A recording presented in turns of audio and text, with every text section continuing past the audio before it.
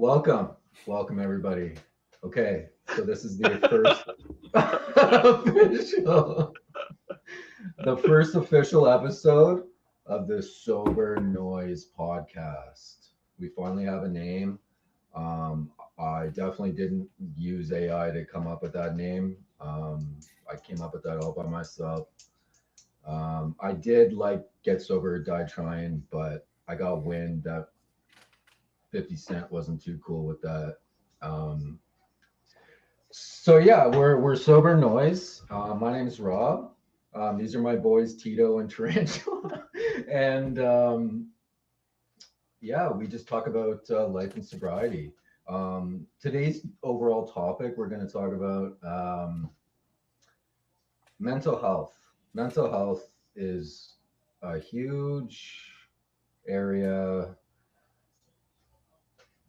that I personally struggled with in active addiction and after I got sober. And I think there's a huge correlation with mental health and or trauma and addiction. And I don't know, I would like to talk about that. Maybe we can talk about our stories, same type of thing, like expectations or stories, some advice. And we're probably going to naturally drift off and talk about hockey and fucking like diarrhea and whatever. But yeah, so that's kind of the focus. So before we really dive into like mental health, I just wanted to kind of touch base on the expectation of kind of losing your social life and your friends. So obviously, Wayland, Steve, and myself, we all got sober at different times. And with that, we drifted apart. Over time, like, we all got sober and we've all like reconnected. But now we have this project we're doing, this podcast, and it's just, I don't know. I'm just feeling so blessed. I didn't realize that this is like an area of my life that I was really missing out on, and that's like community. And I'm feeling really grateful to have you guys and to be working on this project. To be honest with you, so yeah, I wouldn't recommend isolating yourself post sobriety. I did that and I went fucking nuts, dude. Like honestly. So I'm 8 years in and now I'm finally like getting back out there, like hanging out with people, like obviously fucking doing this podcast. If you don't take care of your mental health, you're gonna be fucking in your mid-30s and fucking starting a podcast with your homies. Like that's what's gonna fucking happen, dude. But just joking.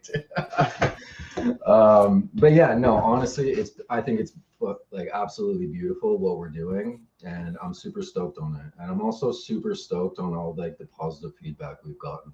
Honestly, kind of mind blowing. Like, I know there's like definitely some haters, but like, dude, like, bless the haters too. Thank you for tuning in. So it's all day, baby. Oh well, what are you gonna do about it? Yeah. I mean, dude, like between the three of us, we for sure got haters, man. But they're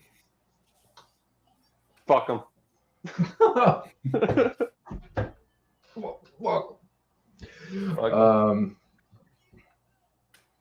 Yeah. Okay. With that being said, I don't know. Mental health. Do we kind of want to? Do you want to? Sure. Yeah, I'll start off. Just Sure. Sure. I've been snickering at fucking Stan licking his nut like fucking the whole time in the background. He had his like leg up and everything, and he was like licking his nut. Yeah. That whole intro, and I've just been like snickering at it. Look at the fucker. It's so good. It's so good. Mental health, yeah. Well, when I first when I first started getting serious about getting sober, I knew I needed to change something in my life, and I thought that was the answer. So, you know, after a couple of months of sobriety and moving to a new province in another side of the country, I thought, I can, go back out there and I can handle it again. And then, of course, it lasted a week before I was getting in shit with my old man, and I was getting in another run-in with cops, and I actually got hospitalized one night for drinking too much. And when you're in your late 20s and you wake up in a diaper, it's kind of there's people that are I guess in worse situations, but still demeaning, I guess, was whatever, belittling, whatever. Anyways, relentless. Yeah, that's another good word for it. Yeah, I thought I could handle it, and then I started drinking like excessively, and my drinking got to the point where I was getting delirium tremens. So, and at this point, I was still drinking and I was still using, and things just weren't working out for me, and I couldn't figure out why. So I started going to see a doctor, and then they prescribed me medication that I'm still taking today. I'm on sertraline for my anxiety and my depression. And, I wasn't really taking it seriously, obviously, because I was still drinking over top of it and using. But the DTs were what really fucked me up and scared me into like really trying to take it seriously. Like that night kind of told me like the party's over. Basically what I saw that night was I went home from work, and this was like the day after a long bender, and I went back to work, and I came back, and I just heard my landlords fighting, because so I lived in a duplex house where my landlords lived above me, and I lived in the basement. And what had happened was I went home, and they were arguing over something that had happened the night before that also got cops involved. And basically I went on a bender with this chick, and then she ended up like running around the neighborhood fully nude, yelling grape at the top of her lungs, which obviously sparked the neighbors and stuff. And then after like not even 2 minutes of talking to her, the police officers were just like, go to your apartment, lock your door, don't ever talk to her again. And I was like, thank you. But story for another time, I guess. Yeah, so then I started hearing my landlords talking and like arguing over what had happened. The wife was very wanting to kick me out of the apartment, and then he had my back, and then they were fighting, and then their fight escalated into a fight in the yard. And then I go out to the balcony just to kind of take a look to see what's going on. And then the second I said something, all of a sudden they look at me, and I just see pixelated like blurs, right? Like figures. It's not them anymore. And then the second I turn my head, that's when they start yapping again. And then I go to bed, and I'm thinking like, I must be hallucinating. Something's wrong. And then, I kept hearing my landlord going, close your fucking blinds, dude. Close your fucking blinds, dude. And it was so trippy. And I'm like closing them as tight as I possibly can. I'm like, I don't know what you want me to do, Paul. I don't know what you want me to do. Right? Like, meanwhile, none of this is actually happening. Right? I hallucinated, and I saw this family turn into like these shadow figures come into my room, throw a pillow, and then that's when I got terrified. And then for a few days after, like my parents thought I was going on some kind of like schizophrenic, psychotic, like I don't know, like some sort of like drug psychosis, I guess. But because I would be talking to them, and then I would overhear my landlords talking about like overhearing our conversation, even though they weren't home, right? Like I'm telling my dad, like, they can hear my thoughts, right? Like, obviously from the other side of the country, they're like, you need to come the fuck home now. And this was in Victoria, eh? Yeah. Yeah. I remember you telling me about this. Yeah. Okay. Yeah. It was scary, man. And then, dude, it was like a week, and I kept hearing like "fuck you, Waylon, fuck you, Waylon, fuck you, Waylon," from like a distance away too. Like very trippy. Wouldn't recommend. No. No. So then I decided to move out east to New Brunswick, which I'm still here today, and it was basically either move into my parents' place or rehab, which I didn't have the money to do. I didn't want my parents to fork out the money to do, and my parents live in the middle of nowhere. So I thought, all right, it's a totally different change of pace. It's time to figure myself out. And then, through that, I got a year and a half in. And then again, I thought I could handle it. Right. I stopped going to meetings. I stopped, practicing my work, my progress. I just tossed aside, and then things got gradually worse again. So, I mean, when you're going into sobriety, just raw dogging it, I mean, everyone's got their own methods, right? But if you're going in without an open mind, and you're just like everything's black or it's white, then you're gonna have a harder time, because I've lived like that for 10 years, and then once I finally came to open up to believing in a higher power that was greater than myself, that's when everything kind of changed. My perception, like, I'm not the same person anymore. I think you guys can sort of attest that. I don't think. I agree. I don't think any of us are. I think we like. No. Like I think it's like, again, it's so fucking dope that we have all reconnected. Obviously, like, the podcast wasn't like the thing that brought us together, but now we're like even closer, and we're sharing our story, and like, with the hopes of helping other people. Like, that's what it's all about, dude, I'm so pumped about it, honestly. Sorry to cut you off, man. No, man, no. But I'm stoked too. But yeah, like there's a saying in AA where if you're just going into recovery, just white knuckling it, you're just acting as a dry drunk, where you're not, you're still you still have those angry emotional outbursts, and you're still, pessimistic and stuff. And then that's just, it's just a dangerous game if you're not. But again, everyone's got their own methods, right? For me, I tried everything. And then once I finally opened myself to believing in something else, then everything started to change for the better. And I mean, that's not to say that, not every day is going to be perfect. You're still going to have, like, shit still rolls downhill, right? You still gotta, but by doing the work and, through sobriety, it helps you, or it's helped me anyway, just figure out how to manage my emotions through that process, Yeah. So,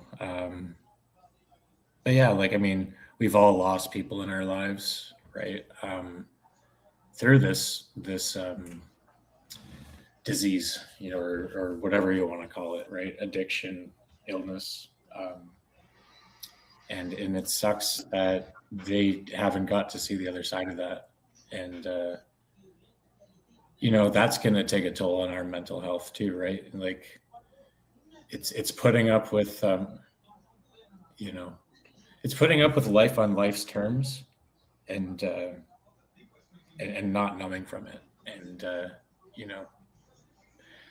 I still can't believe that I'm 3 years sober. I still can't believe you're 8 and you're 6, man. So life is good today. I'm still medicated for anxiety and depression, but but I mean, life is much better today. I mean, I'm still, that's just a me thing. I still get inside my own head, and I still think, the worst of things, as we all do, right? Naturally. Mm-hmm. But I mean, for sure. There's something that I like to call a head fog. I mean, you guys are aware and familiar with it, but a lot of times, more often than not, I live in that, which is totally fine. But it's better than, you know, being in limbo and just not knowing, you know. Yeah, absolutely, man. Absolutely. There's I don't know if that was something, too deep or not. No, Oh, that's buddy. good. deeper, Papa. Deeper. Make it as deep as it can go, dude. Yeah. I had kind of a profound thought. Maybe about 6 months ago, I was having a really hard day at work. And this was when I was like navigating this new area of life, as in like becoming Catholic. Like this, I was starting this program, and so I was starting to think about things a little bit differently. But yeah, so anyways, I was having a really stressful day at work. I'm not going to get into it, but I just had this thought that I was like, man, like you're blessed that you're able, me, to handle this stress. Like there was a point in your life where you couldn't handle fucking anything. You know what I mean? So it really changed my perspective. And I still think about that to this day. You know what I mean? Like, yeah, like just minor things. Like sometimes, like I'll be like stuck in traffic on like the 401 or sorry 417, and 401's fucking fucked. Like this doesn't apply to the 401. I would still get massively irritated on the 401. But The on the Boro. 47, I'm just joking. But you know, like stuck in traffic and getting all irritated, irritable, or whatever. But you know, like there was a time when I fucking completely like sabotaged my life and lost my license and wasn't driving, and you know, so it's like I don't know. I think over time in sobriety, you start to like just naturally like shift your perspective, you know. And I think that the only real way to be doing that is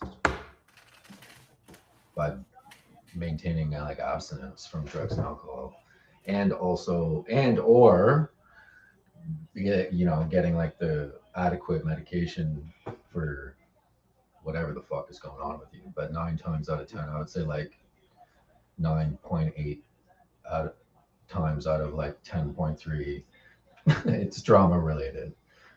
regardless of the diagnosis, there's always some sort of underlying trauma, whether we remember it or not. Half the time, I think like that's why we self-medicate. We don't even realize we're self-medicating, you know. But yeah, I mean, I wanted to share that thought that I had,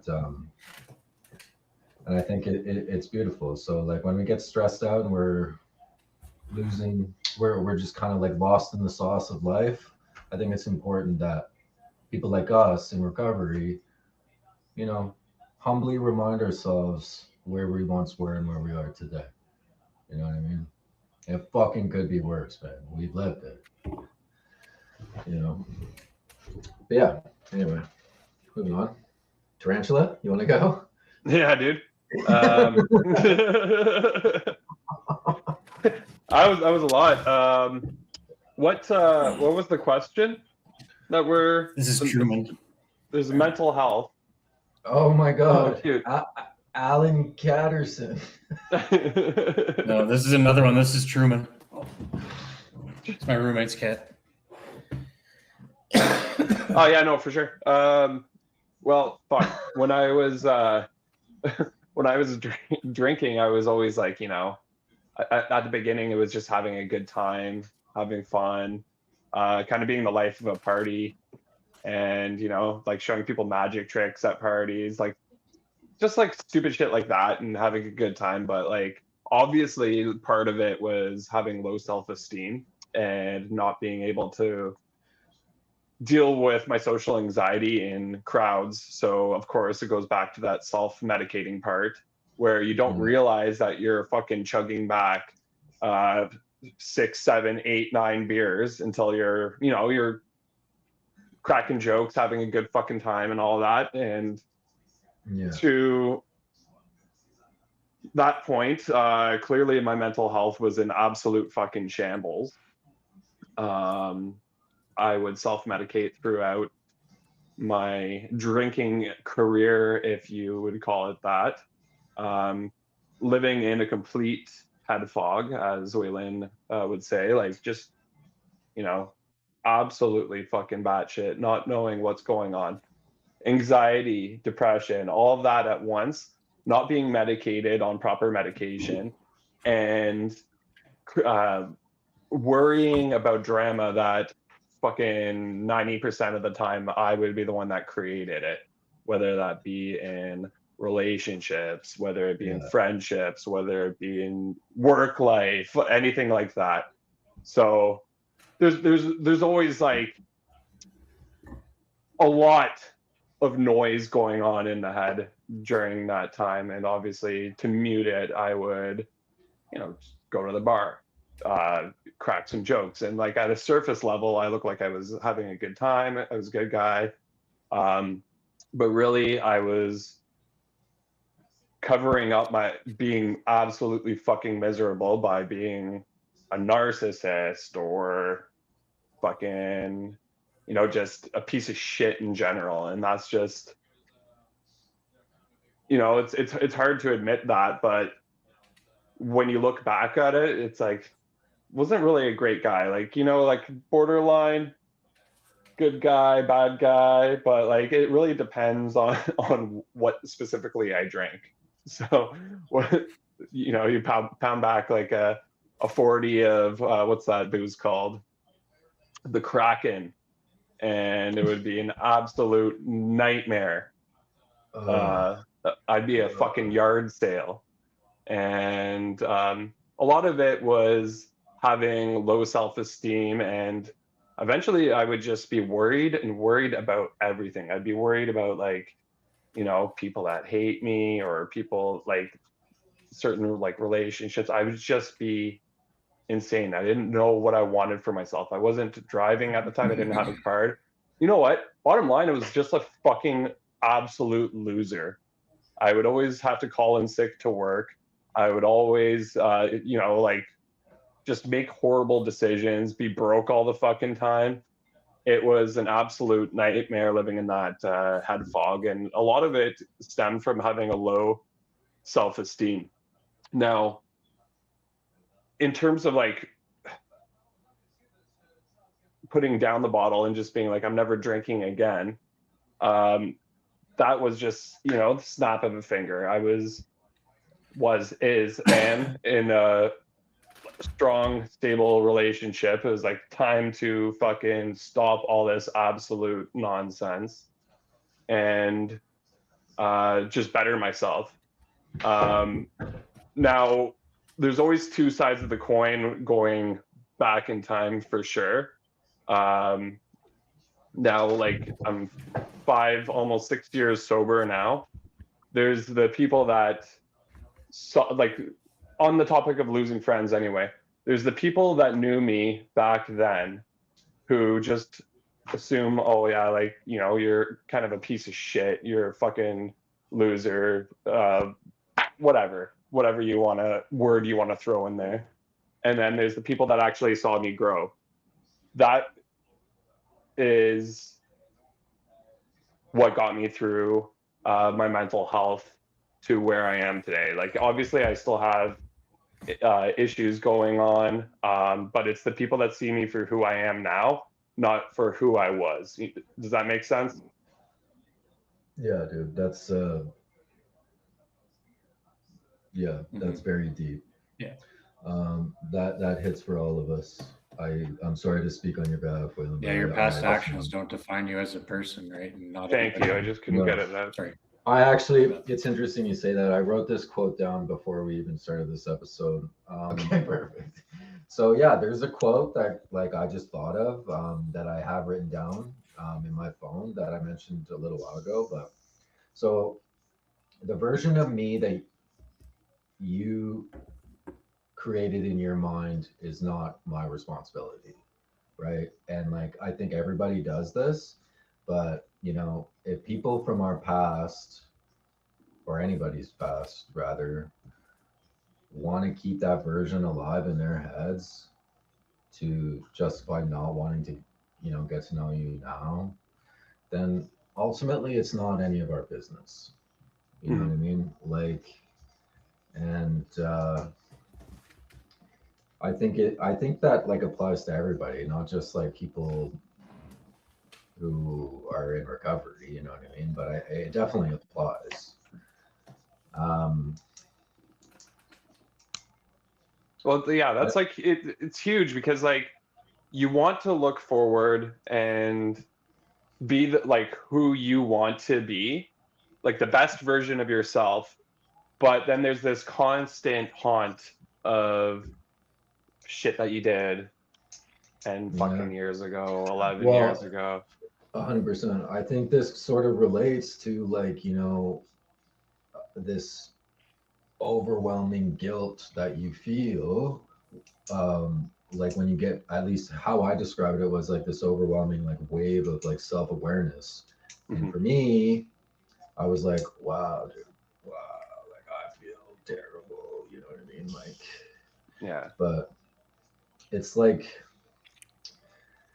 I think we talked about this also. It's sort of like fuel that keeps us in active addiction, right? Like it's like this like guilt of being like, oh wow, I took my penis out at a party. I'm so fucking embarrassed, or like whatever. You know, I got arrested. I got like a fucking like a dude. This one time in Kingston, I fucking woke up naked in the guy's car and I got arrested.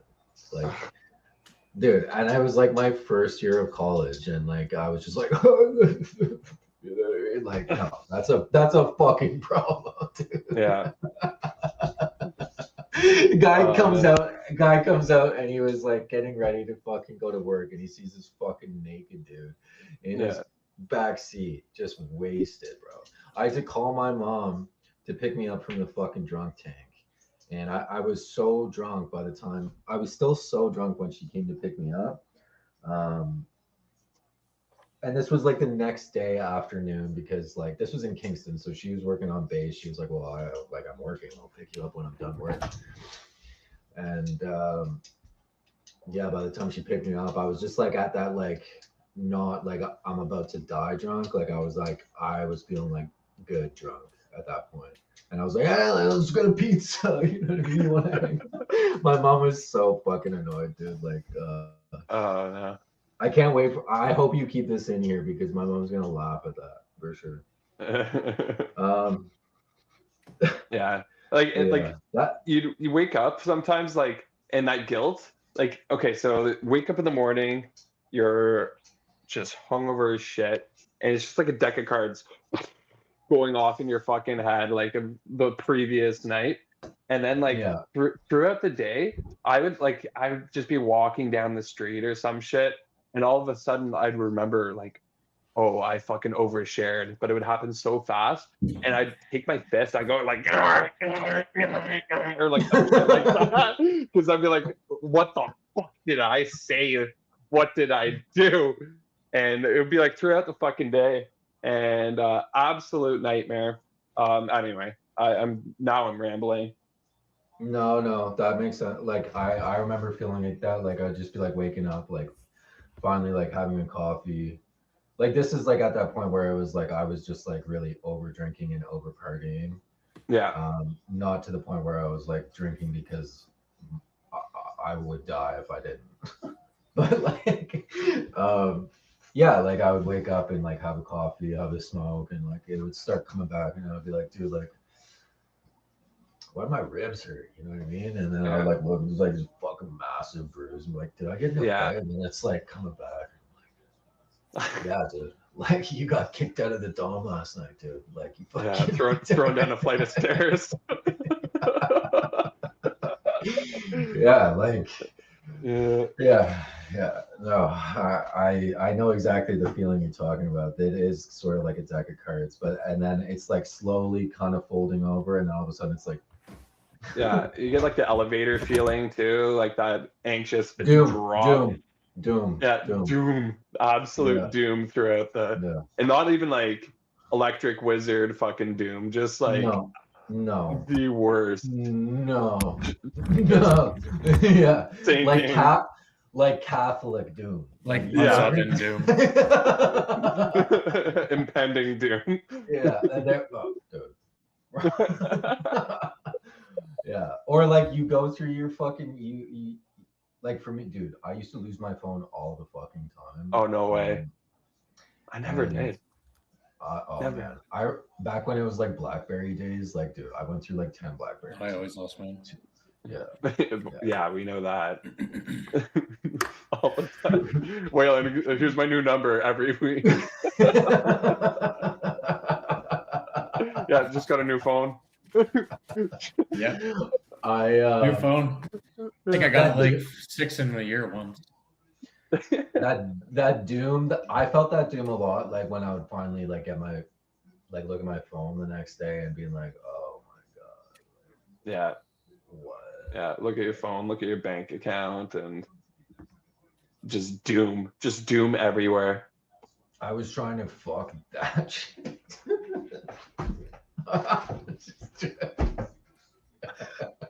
I have so much shame, bro. Like, oh my god. Don't put that. It's my turn. The torch has been passed. Yeah. So mental health, not something really new in my life. Like I've been, I mean, looking back. Okay, here, let me restart. I don't want to like really share too much, but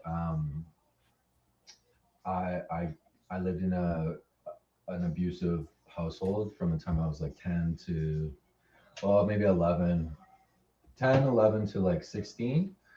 And like I experienced all forms of like trauma. And some I remembered, some I didn't. Thankfully, like, you know, I've been doing therapy on and off for about 5 years, and it's really helped me navigate through that. But yeah, I mean, I remember like when I was like an early adolescence, like just being like pissed off all the time. And I mean, I feel like reasons to be pissed off as a kid.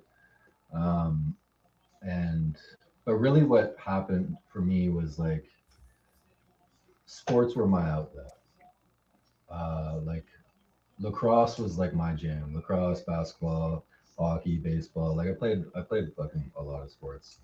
But once sports stopped, I stopped being involved in like organized sports. Like I really started to fuck around with drugs, especially pot. And I mean, like you guys all took Dare, right? Dare, like DARE. Yeah. So looking back, I find it kind of like ironic because a lot of the shit they teach you about drugs, like it's kind of like what happened to me, like especially with weed, bro. Like it fucks me up long term mentally. And yeah, like fuck, when I was 17 years old, I had I didn't know what it was at the time, but I was having a fucking panic attack, and my response to it was like just getting like insanely irritable and pissed off and mad, and I lost control, and I put my hand through a fucking glass door, and I had a near-death experience. It was very traumatic, honestly, and like I got pretty addicted to like painkillers after. Yeah, it was a weird period of time in my life. Again, thankful for therapy and my therapist. Shout out to Jamie. I should hook you up, Waylon, with my therapist. She's actually terrific. If you want, honestly, like no, like that wasn't. I'm not insinuating you need therapy. I'm just like fucking. I have the same therapist too. Yeah. Very good. Very good. I that's why. Um, so yeah, I mean, like I don't want to like do the whole fucking play-by-play of every fucking mental health episode I had in my life, but um, it wasn't something foreign to me. Um, by the time I was 18, I was taking sertraline, same as Waylon. I'm actually back on it now. Thankfully, like it's changed my life. Honestly, don't have panic attacks anymore. Like I'm not agoraphobic. I'm pretty like I'm doing okay. Um, but yeah, I was taking it during active addiction, like doing all the drugs, all the drinking, and taking fucking sertraline. And it's just like, I don't know, don't do that, dude. If I can recommend one thing, like, don't fucking do that. But if you are doing that, here's what not to do. So after I got sober, I thought it was like a genius idea to be like, because I was coming from being like the most toxic version of myself. So I had this like fixation on being like the most, I don't know, fucking holistic version of myself. And I did the fucking sober fluid thing. I like to call it sober fluid now because I think that's funny. But I was using cannabis. Mind you, I had a prescription, but I justified my amount of smoking marijuana with my fucking prescription. It's like the prescription doesn't say to smoke like 4 grams a day, you know what I mean? But anyway, I believe cannabis is a wonderful harm reduction method, especially for alcoholics, like 100%. Um, but yeah, so I implemented a fucking cannabis routine, regiment, if you will. And I went vegan. Okay, I went vegan. And then I got off of my medication completely fucking cold turkey that I'd been on for 5 fucking years. That was really hard, honestly. And then I fucking quit smoking cigarettes. Obviously, you're watching me like fucking hit my vape, but I use the lowest percentage of nicotine possible, and it's just like an oral fixation. It's like a baby sucking its thumb. It's like all I got, dude. I got coffee and I got a little bit of nicotine. That's it. That's it. So anyway, doing all that, I did that in the first 6 months of sobriety, and I lost my fucking mind, dude. I lost my fucking mind. I started having panic attacks, which and that like turned into like agoraphobia, um, and I became heavily dissociated, and I thought I was going fucking crazy. Like I'm not. I know, like I'm not trying to use that term like going crazy. Like I literally thought I was going schizophrenic. Like I went to the hospital a couple of times and I was like, dude, like I'm going nuts. And I had a nurse tell me one time, like, hey, like listen, like if you were going crazy, if you were actually schizophrenic, like you wouldn't know. You wouldn't have that self-awareness. Yeah. I was like, oh my gosh. Yeah. Like, why not? Like I like that was like an easier answer. But yeah, no, dissociation can get to that point. And it was something I lived with for about like 2.5, nearly 3 years. I was agoraphobic. My first 3 years of sobriety. Honestly, I wish I could go back and do it over again. It was like that in itself was traumatic. My recommendation would just be to like, as I said in one of our earlier episodes, like to be gentle with people who are close helping you out. Like also be gentle with yourself, be realistic, right? Like you don't have to get everything done like this was my problem. I was just like, oh, I'm fucking sober, everything's good. Like no, dude, it wasn't good. Like I could have maybe like handled that with a little bit more grace. But you know, I'm here now and it is what it is. Like, so thank God for that.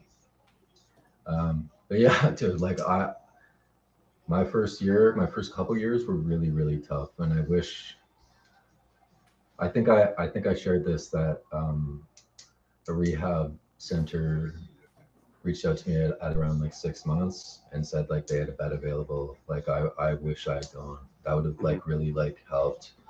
Is that they like help with, you know, like your mental health and everything, and it's just like a little break from life.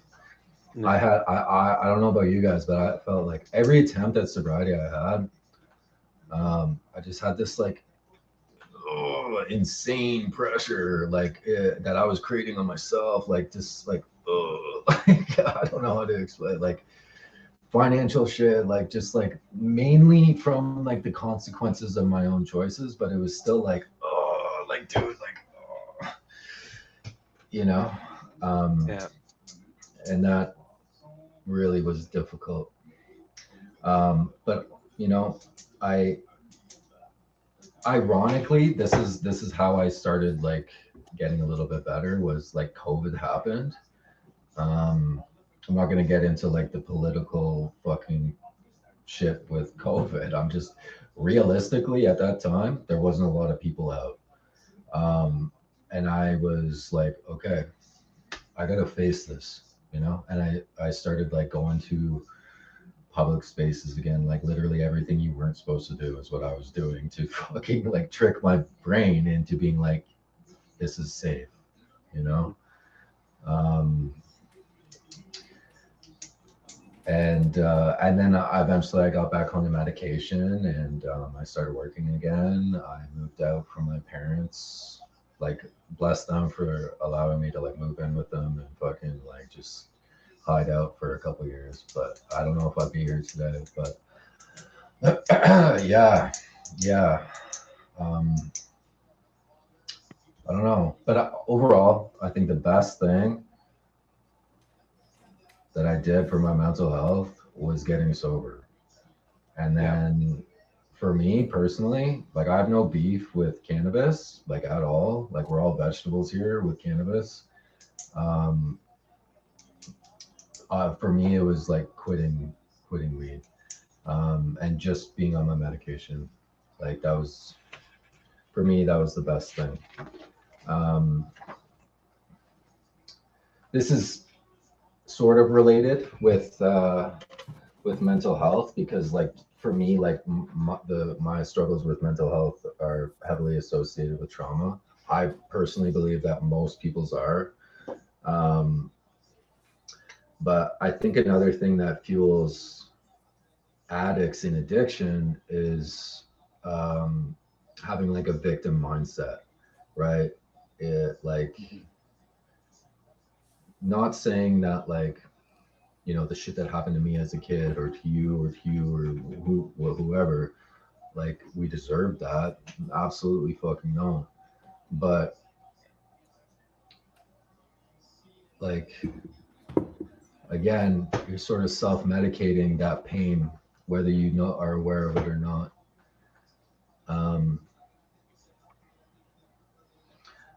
So naturally, when you know decide to get sober, whether that's like a planned decision or it's an abrupt decision, you're not medicating that pain anymore, and you're just left with like,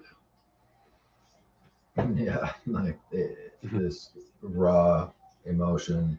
Sometimes you know what it is, sometimes you don't, you know. But one thing I can share that honestly helped me alongside um, like opening my mind and heart to a higher power, God, was taking full accountability of where I was at in my life. Okay, like that doesn't mean that I deserved what happened to me as a kid, as a child, right? But like how I chose to deal with that, I turned into be abusive in active addiction, right? You know, and fucking in order to stop that fucking pattern, you need to be fully accountable for where you are at in your life, right? Like I firmly believe that you're not going to get very far in recovery or sobriety. You can be sober, but you're not really recovering. I've experienced that, right? I think Waylon's experienced that. Thank God Steve's like just nails as fuck and he's just fucking still got it going. But yeah, you cannot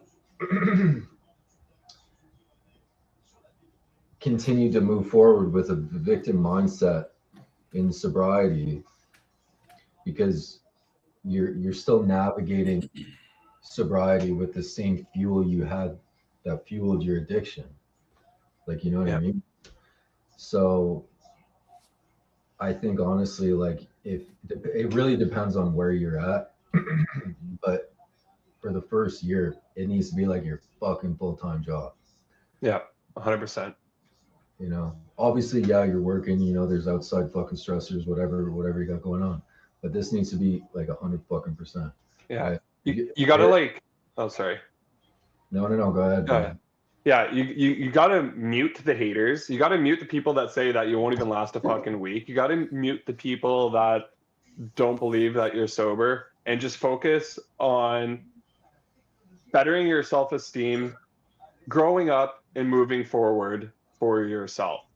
And that's like what spells out pure determination. You got to get to the goal of what you want to be, and you got to do it fast. That's why, like, you know, when you say that it's a full-time job, it's determination is the full-time job. That's what I mean. Yeah. Like, honestly, like, I'm not talking like 90% accountability. Like, I'm talking like 100% accountability.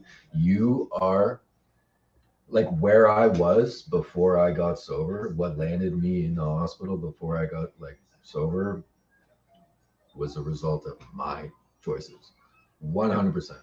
Nobody else's, right? So I just wanted to share that. Like, you have to be cut fucking throat with yourself, dude. Yeah. That's what worked for me. Right? Like, I'm blessed that I was able to find such an excellent therapist that helped me navigate a lot of things. I'm just so blessed to be where I'm at today, you know. But like, there's a way to view your pain through a perspective of purpose. Like, there is. So it takes work, takes time, but it's possible, right? Like, if you keep the past alive within you, you're gonna become fucking kind of dead to the present moment, right? Everybody's got shit. Everybody's got trauma, right? It doesn't excuse treating yourself and others like shit because it's something that happened fucking 10 years ago. You know what I mean? I'm not trying to dismiss real life issues, but these are like facts. It's harsh reality, but that's what it is, man. Like, you got to separate yourself from like the same mindset that you were living in addiction, right? I see it all the time. I could name names fucking right now, but like, I'm not going to do that because that's a mortal sin. I'm fucking Catholic. So thank God. But yeah, you know, I see people like just going in a cycle of being like chronic relapsers and whatever, and it's like, man, well, I mean, you got to change the mindset a little bit. And I think, that's another thing, opening your mind and heart up to God and taking 100% fucking accountability. 100%. You'll be able to stay sober, I promise you. Yeah, and then also exercise. Definitely move your body. But yeah. Plenty of ways of like taking accountability. Yeah, there's doing the steps. There's also internally taking accountability of who you are, those shit choices you made, and trying to move forward, not running away from them, not running away from your bullshit, but immediately changing the trajectory of where you're going, if that makes sense. Yep. And well, that's where learn from your fucking mistakes. Yeah. That's basically what you're saying, you know? Yeah. Don't like living in active addiction. Like, you manipulate yourself and you're kind of like a bitch. You're like a coward. 100%. you know. Huge coward. Run away, like always run away from the problems instead of like facing them and shit. But so if you're gonna fucking jump into sobriety and not take full accountability for your choices or behavior and justify them still in sobriety, good luck, dude. You know what I mean? Oh, yeah. You're gonna have a bad time. You're gonna have a bad time. If you pizza when you're supposed to French fry, you're gonna have a bad time.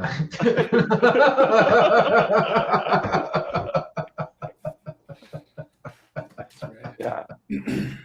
Yeah. There's one quote that I really like too. There was just going back on the quotes from before. Something that really stood out to me in my early recovery. I can't remember where exactly in the big book it is, but it's just a line that really stuck out. It was frothy emotional appeal seldom suffices.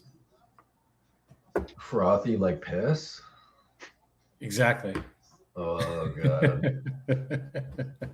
I mean, like beer. Sorry. No, frothy, like in the sense that, like you're, like it's great to have an open, like, you know, when you're going into the rooms of AA, for example, like, and everyone's so welcoming and stuff. It's just that like cushy shit that, you know, oh, just take it one day at a time and this and that, like just kind of like the cliches.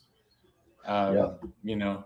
Yeah, like you said, you have to take full accountability. You have to go raw, dry, and cutthroat with your fucking recovery.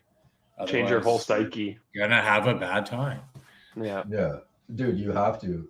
I mean, I would assume, Waylon, you would agree with what I'm about to say, but like every time, like all of my failed attempts wasn't very cutthroat. It was either like I was legally like mandated to go to fucking meetings or whatever, or like show proof that I was doing something or whatever. Right. And there were times where I was like actually like digesting a lot, but like I wasn't there 100% because I wanted to be. You know what I mean? Mm-hmm. Yeah, I'm sure you get that. 100%. You get to a point where you're just like, man, like I'm done. I'm gonna do whatever it takes. Yep. And I've only had that fucking one. Yeah. I've only had that one time. Yeah. I mean, I did last like 3 months in the beginning, but I still had that like I'm not gonna do whatever it takes. I was like, I'm just gonna see where this goes. I'm gonna continue to live like how I've been living, just minus the drugs and alcohol. No, dude. Like that's not gonna work out. That's right. And it didn't. And I'm so blessed to still be alive. Yeah, absolutely. I think another thing that I know, Waylon, you focus Stoic philosophy. That's changed my life, dude. That's actually like a big. It what navigated me back to the church, actually. Like reading like meditations. Marcus Aurelius. There's another quote. Actually, this was by Nietzsche. It's fucking Nietzsche. That it's amor fati. Love your fate. Right. So like whatever life throws at you, embrace it, dude. Like. You know, there's another concept within Stoic thought that sort of aligns with amor fati, and it's where you like sort of microdose hardships. So when like big shit happens, you can kind of just like take it on the chin, right? And I've applied that, especially with. Pardon me. Yeah. Oh, I was just saying, I know about that life. Yeah, exactly. But I mean, no one was going to prepare you for what. They said something about fat life. Yeah, fat life. Fat life. Fat life. Fat life. Yeah. What the fuck? Yeah, I mean, I applied that like trying to navigate out of agoraphobia. I still get like waves of it sometimes, like thinking of going to like, well, for instance, like Steve and I just went to a show last week, and like I had a bit of it right before. I was like, Yeah. confined space, you know, lots of people, right? Like, but dude, it's all in your fucking head, man. Yeah. Shout out Cancer Bats though. That was a fucking sick show. That was a great show.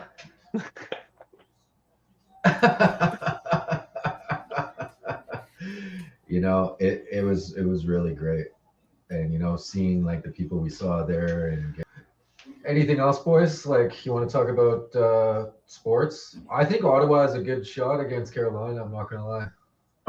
Yeah, I think Ottawa will beat well, let Waylon speak more on that one, but fucking Ottawa will probably beat Carolina. They'll get out of the first round. I'm not holding my breath for anything just yet. If we get past the first round of the playoffs, I'll be fucking stoked. I'm looking at the scores right now. We're looking at so we're recording on 2-0. It's 3-2 Ottawa over New Jersey. What? Yeah, not like it matters. What really matters is the fact that Boston is leading. We're recording on Sunday. Boston is leading 3-2 over Columbus, and Montreal just pulled.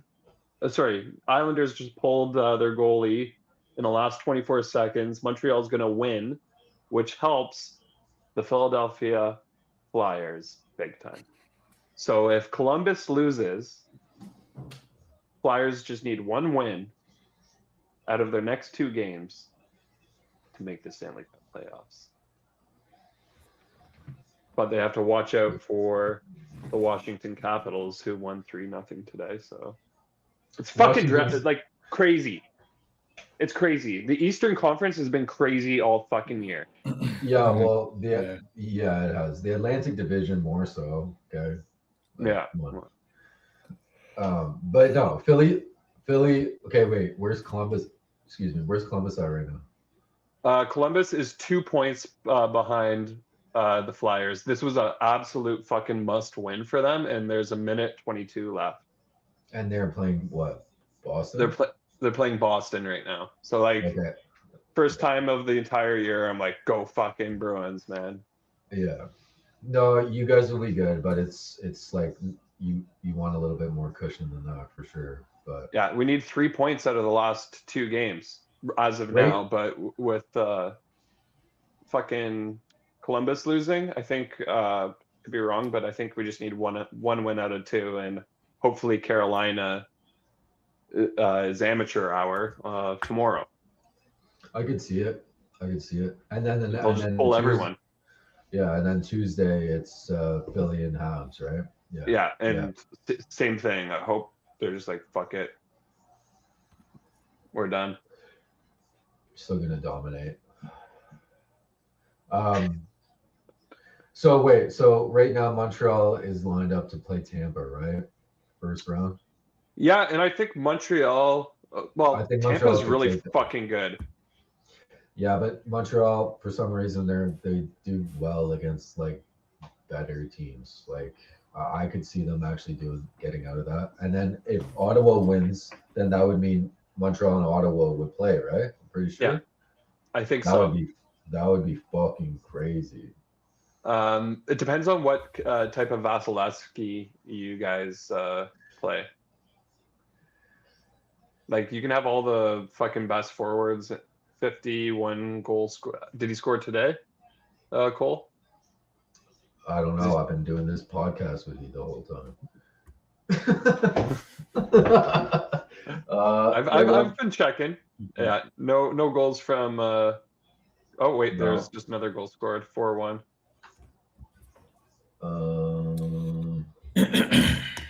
Suzuki. Yeah, Suzuki's crazy, dude. That whole first line is fucking insane. I think that's his 100th point. Yeah, it is. Yeah, like just unfucking believable. But honestly, I just going back to Ottawa, like they have the defense. I think they're a better defensive team than Carolina. Like defensive, not goaltending. They've been killing it lately. So yeah. And Shabbat's back. isn't he? And Sanderson. Sanderson's a fucking wizard. Yeah. Yeah. He's like I love Lane Hudson, but Elite. like Sanderson and Hudson, like they're a little different. Sanderson's nuts, but Hudson's still super young though. Right, boys, we're pushing an hour and a half here. Yeah. Oh. Okay, let's wrap it up. Yeah. I'm gonna close off with the Serenity prayer. All right. Yeah, I think man. that's beautiful. Okay, in the name of the Father, Son, and the Holy Spirit, amen. God, grant me the serenity to accept the things I cannot change, the courage to change the things I can, and the wisdom to know the difference. Amen. All right. Oh, man. Okay, peace out, boys. That was great. That was fun, boys.